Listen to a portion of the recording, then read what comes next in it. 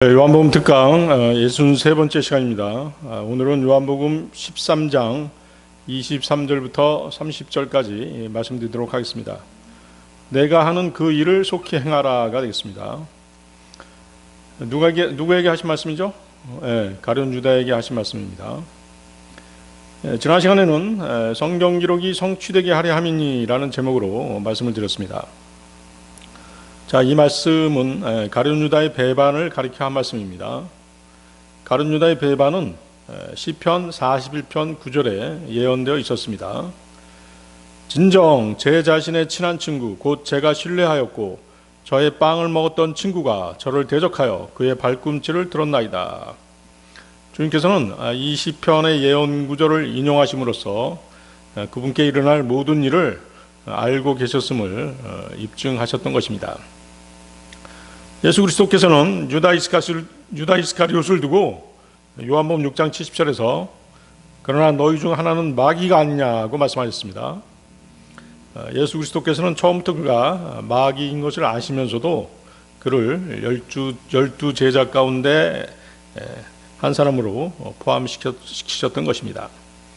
왜 그렇게 하셨을까요? 이에 대한 대답은 성경을 이루려는 것이라 였습니다. 주님은 성경 말씀을 성취시키고 그 말씀에 순종하시기 위해서 이 땅에 오신 것입니다. 자, 요한복음 13장 23절로 가겠습니다. 요한복음 13장 23절. 이때 그분의 제자 중 한 명이 예수님의 품에 기대고 있었으니 그는 예수님께서 사랑하신 자였더라.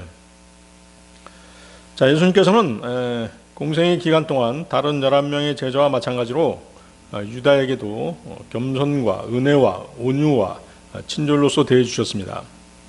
주님은 모든 것을 알고 계셨습니다. 하지만 유다를 적대시하지 않으셨습니다. 그렇지 않았더라면 다른 제자들이 그의 배반을 알아챘을 것입니다. 이러한 사실이 바로 주님의 지극히 완전하심을 알게 해주는 장면인 것입니다. 그러나 그분의 친절은 배반으로 보상되었던 것이죠. 주님의 본성은 원래부터 죄악을 혐오하셨습니다.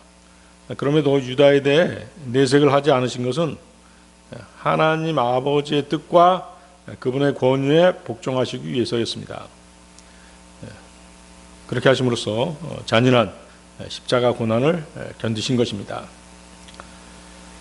주님이 가룟 유다의 정체를 드러내지 않으신 것은 첫째, 하나님의 계획을 이루기 위해서였습니다. 예수님은 유다의 배신이 단순한 사건이 아니라 십자가 사역으로 가는 하나님의 구속 계획의 일부임을 아셨던 것입니다. 사도행전 2장 23절이죠. 하나님의 확정적인 계획과 미리 아심에 의하여 넘겨주신 그분을 우리가 붙잡았고 사악한 손으로 십자가에 못 박아 살해하였도다. 하나님의 확정적인 계획과 미리 아심. 만약 예수님이 제자들 앞에서 가룟 유다의 정체를 즉시 폭로하셨다면 제자들이 유다의 접근을 막거나 유다를 공격했을 수도 있을 것입니다. 특히 그 베드로의 성격을 떠올려 보면 그는 예수님을 지키기 위해서 칼을 사용하기도 했던 것입니다. 요한복음 18장 10절이 그 내용이죠. 요한복음 18장 10절. 그때 칼 한 자를 가지고 있던 시몬 베드로가 그것을 빼들고 대제사장의 종을 쳤으니 그의 오른쪽 귀를 잘라버렸더라. 그 종의 이름은 말쿠스였더라. 그러나 예수님은 제자들이 육신적인 방법, 인간적인 방법으로 하나님의 뜻을 막는 것을 허락하지 않으셨습니다. 십자가 사건이 차질 없이 진행되도록 하셨습니다. 인류를 위해 예정된 구원의 길이 방해받지 않도록 하신 것이죠. 둘째, 주님의 때를 지키기 위해서 가룟 유다의 정체를 드러내지 않으셨습니다. 예수님은 요한복음 2장 4절에서 나의 시각이 아직 오지 아니하였도다 라고 말씀하셨습니다. 그러시면서 하나님의 시간표에 순종하셨던 것이죠. 모든 일이 정확한 시간에 하나님의 뜻대로 이루어지도록 하신 것입니다. 세 번째, 또한 주님께서는 제자들의 믿음을 시험하시기 위해서 유다의 정체를 드러내지 않으셨습니다. 예수님은 제자들에게 너희 중 한 명이 나를 배반하리라고 하셨습니다. 요한복음 13장 21절에서 그렇게 말씀하시죠. 그 말을 듣자 제자들이 모두가 근심하면서 주여 내가 그이입니까? 라고 물었습니다. 이 과정은 제자들로 하여금 자신을 돌아보게 한 것입니다. 겸손히 주님 앞에 서게 하는 그런 시험이었던 것이죠. 만약 예수님이 바로 유다를 지목하셨더라면 제자들은 그러한 자기 돌아봄, 자기 성찰이 없었을 것입니다. 결과적으로 예수님께서 유다의 정체를 곧바로 밝히지 않으신 것은 하나님의 구속계획을 이루고 하나님의 뜻을 지키며 하나님의 때를 지키며 제자들에게 중요한 영적 교훈을 주시기 위함이었습니다. 자, 계속 보십시오. 요한복음 13장 23절. 주님의 품에 기대어 있던 사람은 바로 사도 요한이었습니다. 요한의 이름 뜻은 사랑받는 이라는 뜻입니다. 요한은 자기 자신을 말할 때 언제나 예수님께서 사랑하시던 자라고 표현했습니다. 이 사람이 이렇게 말한 사람이 요한이라는 확실한 증거는 요한복음 21장 24절에서 그 사실을 자신이 밝히고 있기 때문입니다. 요한복음 21장 24절. 이런 일들을 증언하고 또 이런 일들을 기록한 그 제자가 이 사람이라. 그리고 우리는 그의 증언이 참된 것을 아노라. 요한은 자신을 이런 식으로 표현하긴 했지만 주님의 사랑을 독점하기 위한 이기심 때문은 아니었습니다. 그는 요한복음 13장 1절에서 예수님께서 자신이 이 세상에서 떠나 아버지께로 가야 하는 그분의 시각이 왔음을 아셨을 때 세상 속에 있는 자기 자신의 사람들을 사랑하셨으니 그분께서는 그들을 끝까지 사랑하셨느냐고 분명히 밝히고 있습니다. 자신만을 사랑한 것이 아니라 제자들 모두를 사랑하셨다라고 그렇게 기록하고 있기 때문입니다. 그러나 요한이 자신을 두고 예수님께서 사랑하시던 제자라든가 예수님께서 사랑하신 다른 제자라고 표현한 것은 주님께서 특별히 요한을 더 사랑하신 것은 분명합니다. 요한 역시 다른 제자들보다 자신이 주님의 사랑을 더 많이 받고 있다라고 생각하고 있었습니다. 요한이 예수님께서 나를 더 사랑하신다라고 느낀 것은 그가 다른 제자들보다 더 주님을 사랑했기 때문이 아니었습니다. 주님의 사랑을 더 깊이 인식하고 받아들였기 때문이었습니다. 자, 사람은 똑같이 주어지는 그 사랑이라도 그것을 받아들이는 정도에 따라 나는 특별히 사랑받는다라는 감정을 가질 수 있는 것이죠. 그렇죠? 아이들에게 똑같이 10,000원씩 나눠줬는데 그 중에 어떤 아이는 적다고 투정할 수도 있지만 어떤 아이는 굉장히 많다고 생각할 수도 있고 어떤 아이는 어머니가 나를 너무 사랑하셔서 이렇게 돈까지 주시는구나 라고 생각할 수도 있는 것입니다. 요한은 그만큼 예수님의 사랑을 개인적으로 강하게 체험했던 것이죠. 자, 이것은 우리 믿음 생활에서도 매우 중요합니다. 하나님의 사랑을 느끼면서 혹은 느끼려고 하면서 믿음 생활하는 사람과 그렇지 않은 사람과는 주님의 은혜와 사랑을 받아들인 양이나 깊이 그리고 행동에서 확연히 차이가 날 수 있습니다. 교회에서 보면 주님의 사랑을 느끼고 모든 것을 사랑으로 행하려고 하는 사람이 있는가 하면 오직 자신의 힘, 자신의 의, 자신의 능력으로 행하는 사람이 있기 때문입니다. 자, 요한은 예수님께 몸을 기댈 정도로 주님께 신뢰와 친밀감을 표현했습니다. 신체적 접촉은 정서적 안정감을 더욱 강하게 하는 것입니다. 이러한 요한의 행위는 나는 특별히 사랑받는다라고 하는 확신을 가지고 있었기 때문인 것이죠. 이것이 바로 사도 요한이 주님이 가장 사랑하시고 그분과 한 몸으로 여기신 교회의 예표가 되는 이유인 것입니다. 그렇죠? 사도 요한은 주님의 몸인 그리스도의 몸인 교회의 예표죠. 요한이 다른 제자들과 비교해서 내가 더 사랑받는다라고 하는 감정을 가진 것은 경쟁 심리가 아니었습니다. 자신의 믿음의 정체성을 주께 사랑받는 자로 삼았기 때문입니다.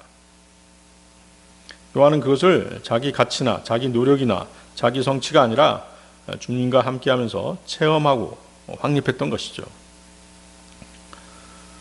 우리의 믿음 생활도 마찬가지입니다. 하나님께서 함께 하신다는 생각, 그분이 나를 사랑하신다는 생각을 더욱 깊이 느끼면 실제로 삶의 모습도 달라질 수밖에 없는 것입니다. 다시 말씀드리면 요한이 주님의 사랑을 특별히 더 받는다라고 느낀 것은 주님의 사랑을 더 깊이 체험하고 그것을 자기 믿음의 기준으로 삼았기 때문입니다. 요한은 사랑을 받아들이는 감수성이 다른 사람들보다 더 컸습니다. 주님과의 친밀감에서 자기 믿음 생활의 의미를 찾았던 그런 제자였던 것입니다. 요한은 베드로처럼 앞서서 나서기보다는 조용히 주님 곁에 있기를 원했습니다. 그는 자기 의지나 열정보다는 주님과의 친밀감 자체를 더 소중히 여긴 것이죠. 그래서 스스로를 주께서 사랑하신 제자라고 부른 것입니다. 요한의 이런 자신감은 내가 주님을 얼마나 사랑하느냐가 아니라 나는 주님께 사랑받는 자라는 데서 나왔습니다. 그렇죠?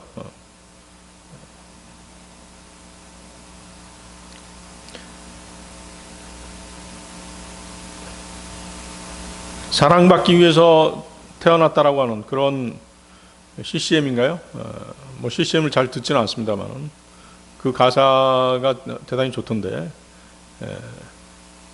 어느 정도 맞는 얘기죠? 여러분들이 내가 주님으로부터 사랑받고 있다. 그런 감정을 계속 느끼면 실제 믿음 생활도 사랑으로 행할 수 있는 것입니다. 그래서 나는 주님께 사랑받는 자다 이렇게 생각하게 되면 어때요? 그 사실, 그 감정이 믿음 생활에 안정감을 줄 수 있는 것입니다. 실제로 요한이 십자가 곁에 끝까지 남아 있을 수 있는 힘이 되었던 것이죠.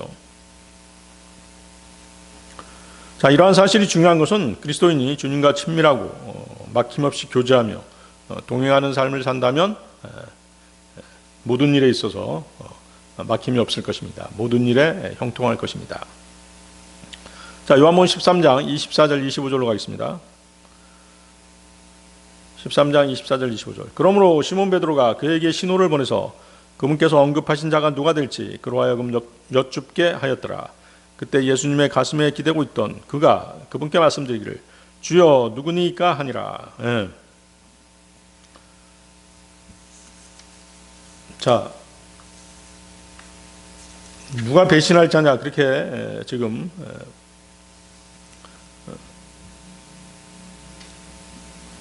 누가 배신할 자냐를 물어보라는 것이었죠. 예.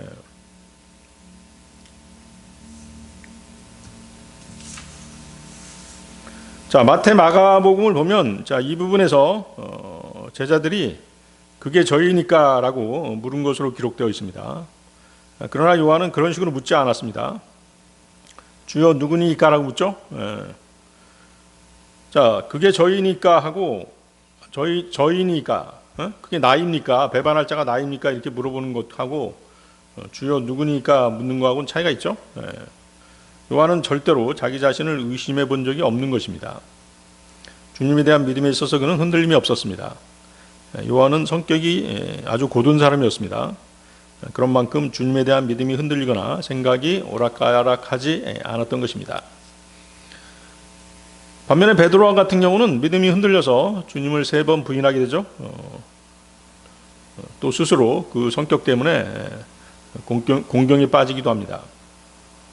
하지만 요한은 결코 그렇지 않았습니다. 베드로는 자기 자신이 직접 주님께 물어볼 수도 있었습니다. 하지만 요한에게 물어보도록 신호를 보냈습니다.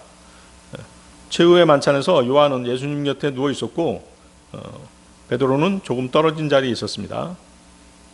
직접 예수님께 묻기보다는 예수님 옆에 있는 요한이 물어보는 것이 훨씬 자연스러웠을 것입니다. 예수님께서 너희 중 하나가 나를 배반하리라 하셨을 때 모든 제자가 충격을 받았습니다. 베드로 역시 자신의 연약함을 알고 있었습니다.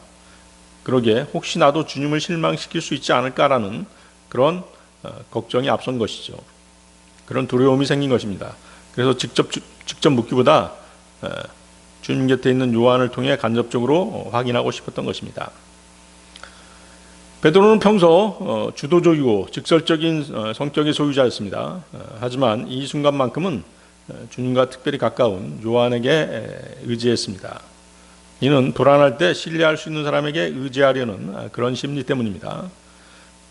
공개적으로 주님 그가 누굽니까? 라고 물으면 자칫 다른 제자들의 시선과 분위기를 더 불편하게 만들 수도 있었습니다. 그래서 그는 손짓으로 신호를 보내서 요한에게 은밀히 묻게 했던 것이죠. 그래서 베드로 안에는 두 가지 심리가 작용하고 있었습니다. 나는 주님의 제자다라는 자신감과 그러나 혹시 나도 배신자가 될 수 있지 않을까라는 불안감이 그를 더 조심스럽게 만들었던 것입니다. 그래서 대신 요한을 통해 묻게 한 것이죠. 그래서 이 구절을 통해 알 수 있는 것은 우리는 요한의 믿음과 그래서 이 구절을 통해서 우리는 요한의 믿음과 베드로의 믿음을 비교해 볼 수 있죠. 그렇습니다. 자, 요한은 주님과 아주 친밀한 믿음을 가지고 있었습니다. 주님과의 관계가 안정적입니다. 주님이 자신을 사랑하신다는 사실에 깊이 뿌리를 둔 안정감인 것이죠.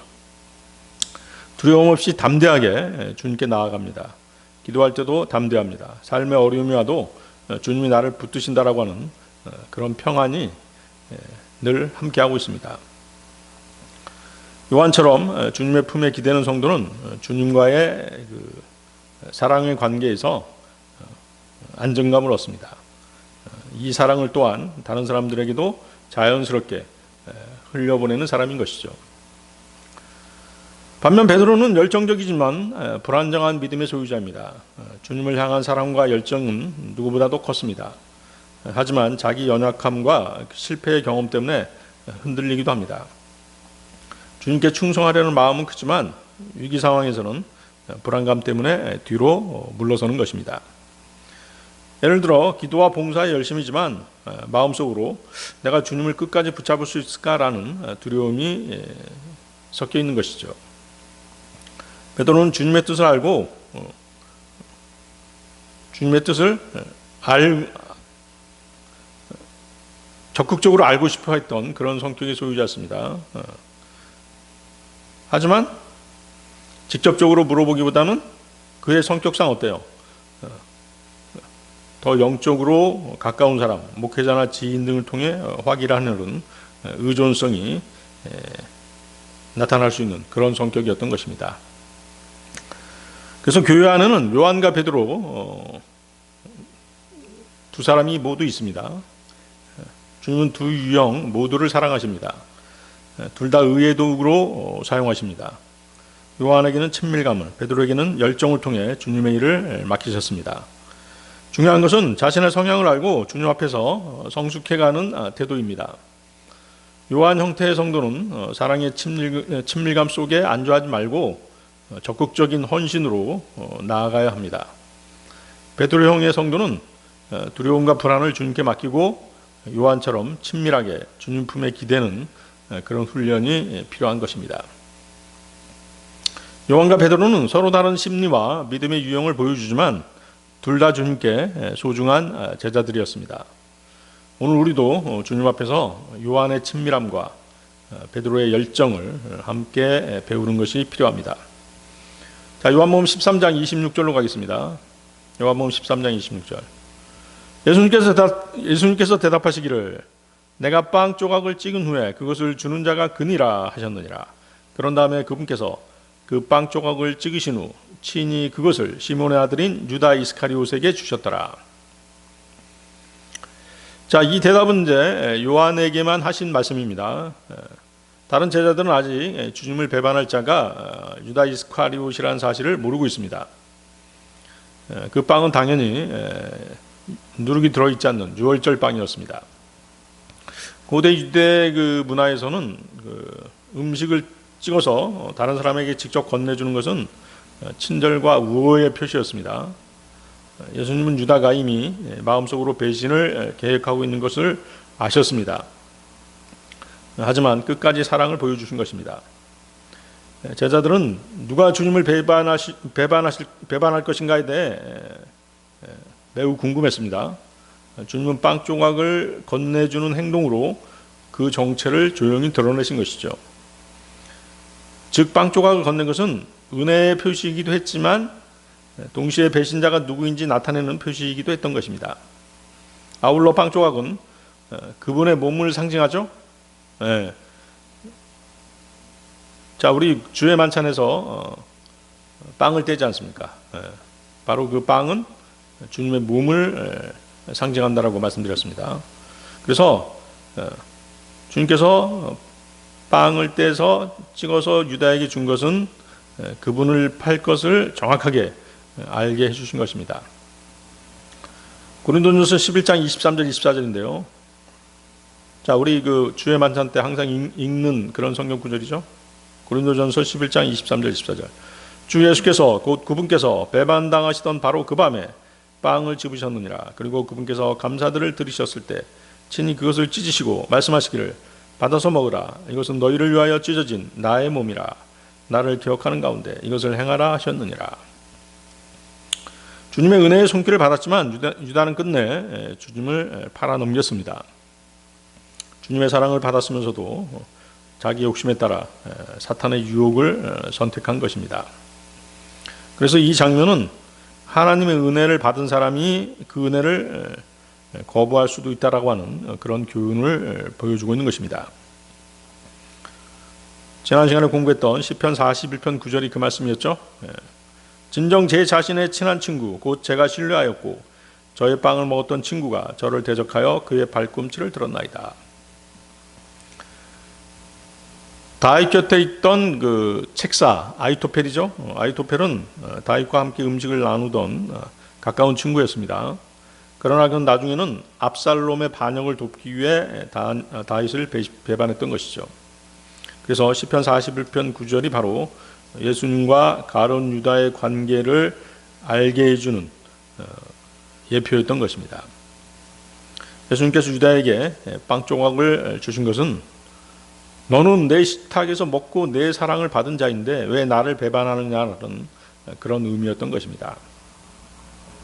아히토펠은 다윗의 은혜와 신뢰를 받았지만 자기 욕심 때문에 다윗을 배반했습니다. 가룟 유다도 주님의 공생의 기간 동안 주님으로부터 배우고 사랑받고 심지어 다른 제자들처럼 능력을 받아서 전도까지 했죠. 그렇지만 결국 주님의 은혜를 배반했던 것입니다. 따라서 가룟 유다에게 빵 조각을 건네신 것은 아히토펠 사건을 떠올리게 하는 예언의 성취였습니다. 하나님의 은혜를 받은 사람도 끝까지 하나님 편에 서 있지 않으면 은혜를 저버릴 수 있다라고 하는 것을 보여주는 것입니다. 또 사람은 아무리 가까이 있어도 마음으로는 멀어질 수 있다는 사실을 경고해주고 있습니다. 자, 요한복음 13장 27절로 가겠습니다. 요한복음 13장 27절. 그리고 그 빵 조각을 따라 사탄이 그의 안으로 들어갔더라. 그때 예수님께서 그에게 말씀하시기를 내가 하는 그 일을 속히 행하라 하셨느니라. 자, 유다는 한 마귀였습니다. 그는 사탄 그 자체가 아니라 인간을 육화된 마귀들 가운데 하나였던 것입니다. 예수 그리스도께서는 유다 이스카리옷이 자신을 배반할 자임을 요한에게 밝혀주시기 위해 적신빵 조각을 유다에게 건네주셨습니다. 그때 유다 이스카리옷은 오히려 사탄의 영으로 충만하게 되었던 것입니다. 그런 그에게 주님께서는 내가 하는 그 일을 속히 행하라고 말씀하십니다. 자, 그 일은 무엇이겠습니까? 주님을 팔아넘기는 것이죠. 자, 여기서 보십시오. 빵 조각을 따라 사탄이 그의 안으로 들어갔더라 라고 하는 이 표현은 유다가 빵 조각을 받은 다음 바로 그때 예수님을 배반하기로 완전히 마음을 굳혀버린 순간을 그렇게 표현한 것입니다. 빵 조각을 받는 그 순간에 사탄이 그 안에 들어간 것이죠. 사탄은 처음에는 유다에게 주님을 배반할 생각만을 넣어주었습니다. 하지만 유다가 예수님의 빵을 받으면서도 마음을 돌리지 않았기에 결국 그의 의지가 굳어져서 사탄이 완전히 그를 장악해버린 것입니다.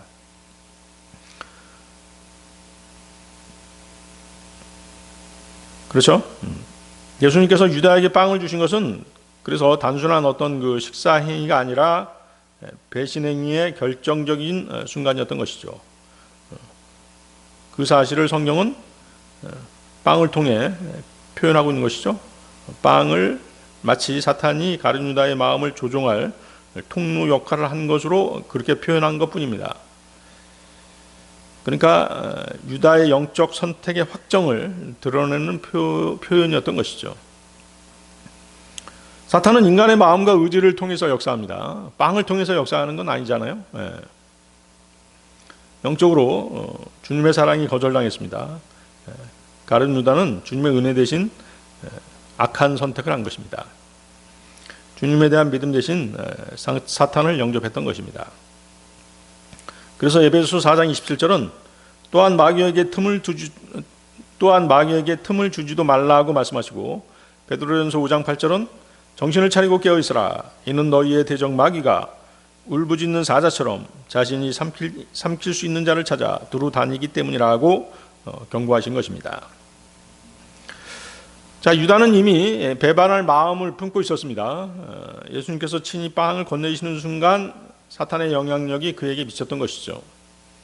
예수님은 가룟 유다의 마음을 미리 아셨지만 유다가 자유의지로 배반하도록 두셨던 것입니다. 하나님께서는 우리 인간들의 자유의지를 건드리지 않으시죠. 피조물들의 자유의지를 건드리지 않으십니다. 사탄이 들어간 것은 유다의 악한 선택을 마귀가 이용한 것입니다. 따라서 본 구절은 마귀가 인간의 의지와 죄된 욕망을 통해 역사한다는 것을 보여주는 것입니다.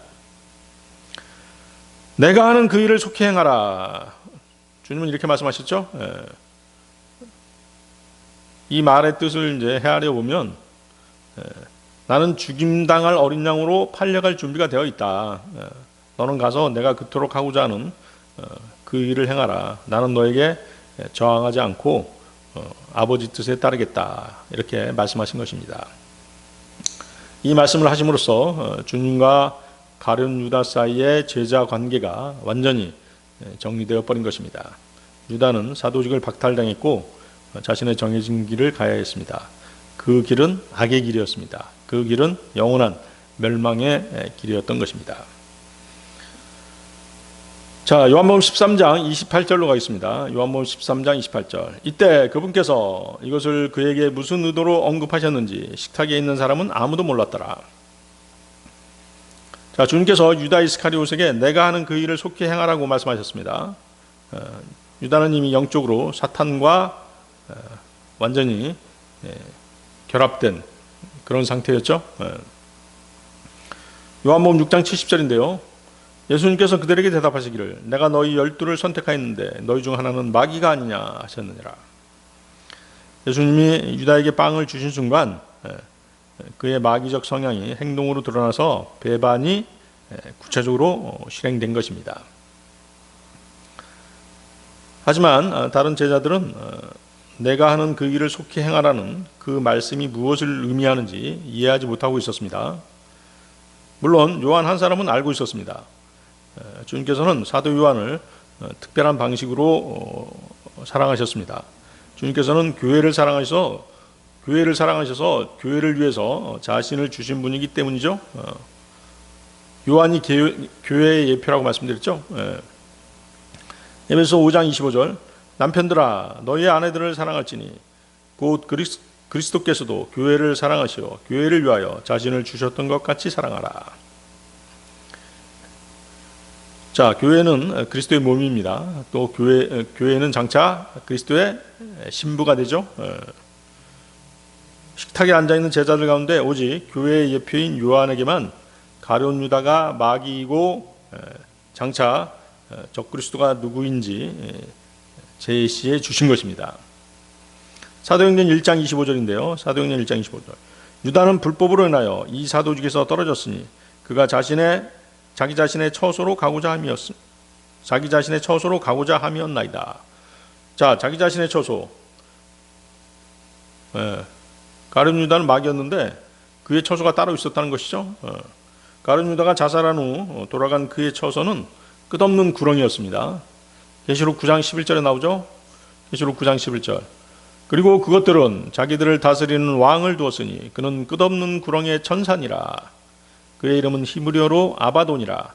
그러나 헬라어로는 아폴리온이란 그의 이름이 있더라.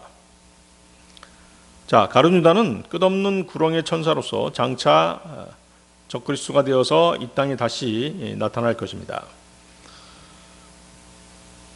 자, 그 얘기는 이제 조금씩 더 뒷부분에서 더 하기로 하고요. 또 계시록에서도 우리 이 얘기를 한번 했었죠. 자, 요한복음 13장 29절로 가겠습니다. 이는 그들 중 일부는 유다가 돈가방을 가졌기에 예수님께서 그에게 명절을 대비하여 우리가 필요로 하는 그런 것들을 구입하라고 말하셨거나 그로 하여금 가난한 자들에게 무언가를 주도록 말씀하셨다고 생각하였기 때문이라. 자, 요한을 제외한 다른 제자들은 돈가방을 맡은 유다에게 명절에 필요한 것들을 사라거나 가난한 사람들을 구제하라고 주님께서 지시하는 것으로 그렇게 오해를 했습니다. 자, 이 말씀을 고려해 볼 때 주님과 제자들이 특히 명절 무렵에는 그들의 연보에서 가난한 자들에게 나누어 주곤 했다는 사실을 우리는 알 수 있습니다. 예수님과 제자들은 가난했음에도 불구하고 다른 사람들에게 관대하게 베푸는 마음의 풍요로움이 있었던 것입니다. 자, 이 사실은 이제 주님의 말씀을 통해서도 알 수 있습니다. 마가복음 14장 7절인데요. 마가복음 14장 7절. 이는 너희가 너희 곁에 가난한 자들을 항상 두고 있으며 너희가 원할 때마다 친히 그들에게 선을 행할 수 있기 때문이라. 그러나 너희는 언제까지나 나를 곁에 두고 있지는 못하느니라. 그렇죠? 주님께서 떠나가시더라도 너희는 가난한 자들에게 베풀 수 있다. 또 그들을 구제할 수 있다라고 말씀하신 것입니다. 제자들은 유다 이스카리옷이 선행을 추구하는 의로운 사람으로 그렇게 알고 있었습니다. 무엇 때문이었죠? 가룟 유다는 베다니 그 시몬의 집에서 마리아가 비싼 향유를 주님께 붓고 주님의 장례를 예비하자 그때 어떻게 했어요? 버럭 화를 내면서 그것을 팔아 가난한 사람들을 도와야 된다라고 말했었습니다. 그러나 그는 그런 자선을 행할 그런 위인이 아니었죠. 그저 그는 돈가방에 돈을 훔치는 도둑이었을 뿐입니다. 이 사실을 알고 있는 사람은 요한뿐이었던 것이죠. 요한복음 12장 6절이 그 사실을 밝혀주고 있습니다. 요한복음 12장 6절. 그가 이것을 말한 것은 자신이 가난한 자들을 신경 써서가 아니오 다만 그가 도둑이며 돈가방을 맡아서 그 안에 둔 것을 가지고 간 까닭이라. 유다의 비열한 의도는 다른 제자들이 관대하게 생각했던 것과는 정반대였습니다. 유다의 의도는 필요한 물품을 산다거나 가난한 자들을 도우려는 것이 아니었습니다. 주님이시오 스승이신 분을 팔려는 것이었습니다. 그것은 명절을 준비하려는 것이 아니었습니다. 지금까지 진행되어 온 음모를 실행하려는 것이었죠. 그러나 그 악한 의도를 하나님께서는 그분의 목적을 성취하시는 데 사용하셨습니다. 그것은 유대인들이 무법한 자들의 손을 빌어 그들의 메시아를 십자가에 못 박게 했던 것입니다. 하지만 그들의 행동은 오히려 하나님의 뜻을 성취시킨 것이 되었던 것이죠. 사실 가난한 자들에게 자선을 베푼 것은 유다와 제자들이 아니었죠. 주님이 그렇게 하셨습니다. 그분은 부유하셨으나 우리를 위해서 가난하게 되셨습니다. 이는 그분의 가난하심으로 말미암아 우리를 부유하게 하시기 위해서 그렇게 하신 것입니다. 고린도후서 8장 9절입니다. 고린도후서 8장 9절. 이는 우리 주 예수 그리스도의 은혜를 너희가 알고 있기 때문이니 곧 그분께서 부유하셨음에도 불구하고 너희를 위하여 친히 가난하게 되신 것은 너희로 하여금 그분의 빈궁을 통하여 부유하게 되도록 하려 하심이라. 자, 요한복음 13장 30절로 가겠습니다. 요한복음 13장 30절. 그때 그가 그 빵 조각을 받은 후 즉시 나갔더라. 그리고 그때는 밤이었더라. 자, 유다가 드디어 밖으로 나갔습니다. 그때는 밤이었더라는 말씀은 무엇인가 불길한 예감이 들게 합니다. 유다가 밖으로 나간 때가 밤이었다는 것은 어둠의 권세가 드디어 발동할 때가 다가오고 있음을 짐작케 합니다. 누가복음 22장 53절인데요. 누가복음 22장 53절. 그러나 지금은 너희의 시각이요 어둠의 권세로다.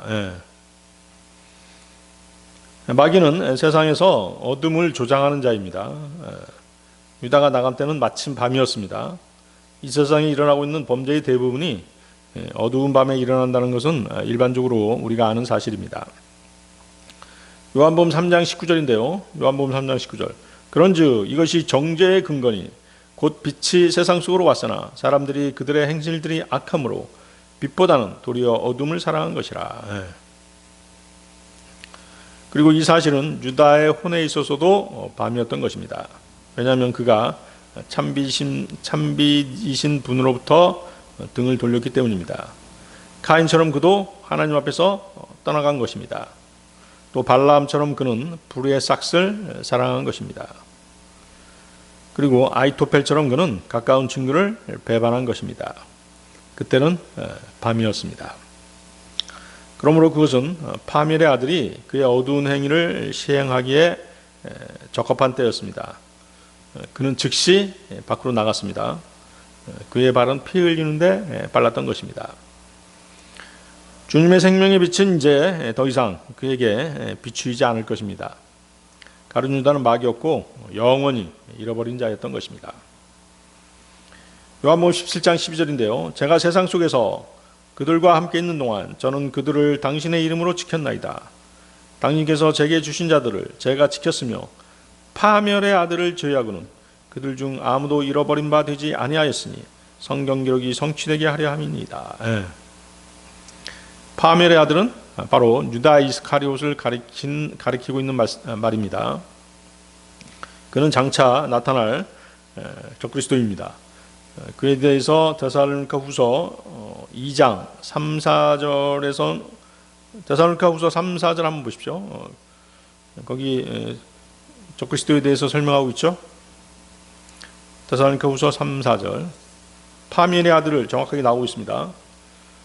파멸의 아들 거기 밑줄 치시고 데살로니가후서 2장 3, 4절 아무도 어떤 방식으로든 너희를 속이지 못하게 하라.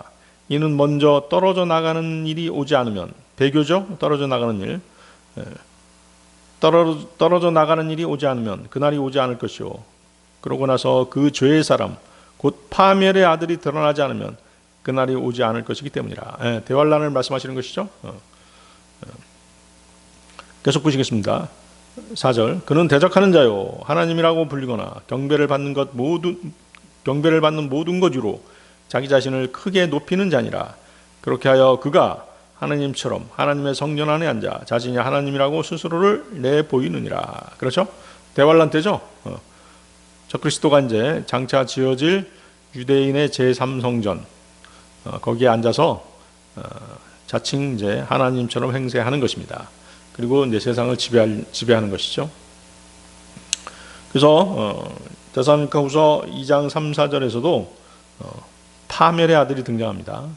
그래서 우리가 알 수 있는 것이죠. 유다 이스카리옷이 적그리스도의 예표가 되는 인물이라는 걸 알 수 있는 것입니다.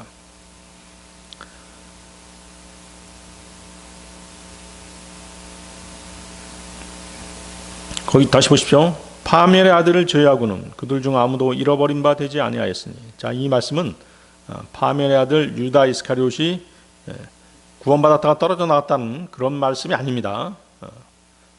그는 처음부터 마귀였기 때문에 구원받을 수 없는 존재였던 것입니다. 네, 오늘 여기까지 하겠습니다.